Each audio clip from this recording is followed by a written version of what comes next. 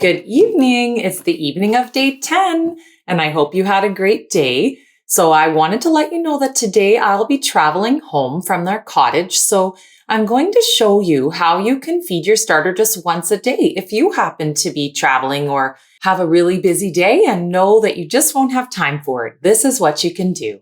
So let's take a quick close look at Susie and see how she's doing. So you can see that Susie has risen and almost doubled, actually. It's hard to tell in this little container, but you can see many bubbles, but it's actually dropped back down.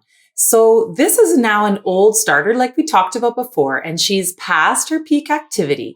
There's no hooch yet, so we probably just missed the peak. So now when I talk about the maturity of the starter, what I mean is the life cycle of the bacteria and the yeast. So basically how recently it was fed.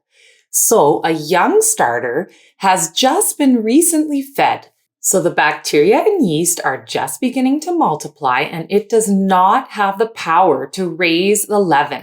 The yeast are still producing carbon dioxide and will continue to do so. So the young starter is before its peak of activity, and it needs some time before it would be ready to make a leaven. You can tell it's a young starter when there's just some bubbles on top, maybe a few valleys and peaks, but they're not very inflated, and it hasn't risen yet. It's risen less than 30% of its height.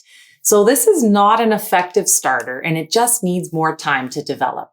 A mature starter is a starter that's at its peak activity. The yeast has produced the maximum amount of CO2 and it's at its maximum activity. That gives it this nice domed top. There's valleys and peaks that are a little inflated. It's risen at least 30% of its height, sometimes even doubled. So the yeast is at its maximum activity, so therefore it's the most effective starter to give a good rise to your dough by making a great powerful leaven. And just like we've talked about already, the old starter is the starter on the left here. This is the one that has already reached its peak and fallen down. It has made a mark on the side of the container, and it has a lot of hooch built up potentially. It is a little bit more liquidy than it was before, and it just doesn't have the power to rise your leaven.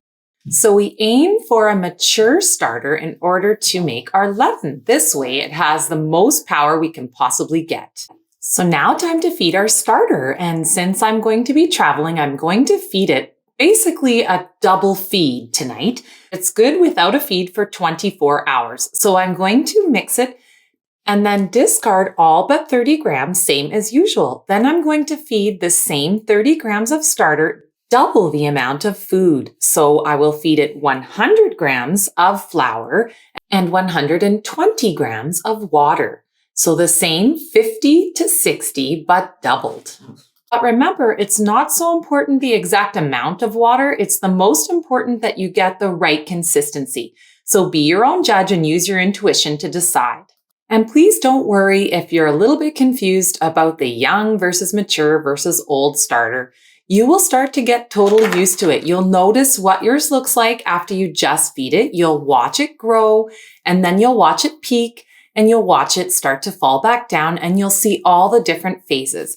In fact, in a couple of days, we're going to do a little experiment together where we're going to record exactly what happens while your starter is going through its entire life cycle. So this will make everything make so much more sense. So once you've added your double feed, give it a really good mix as usual until everything is incorporated.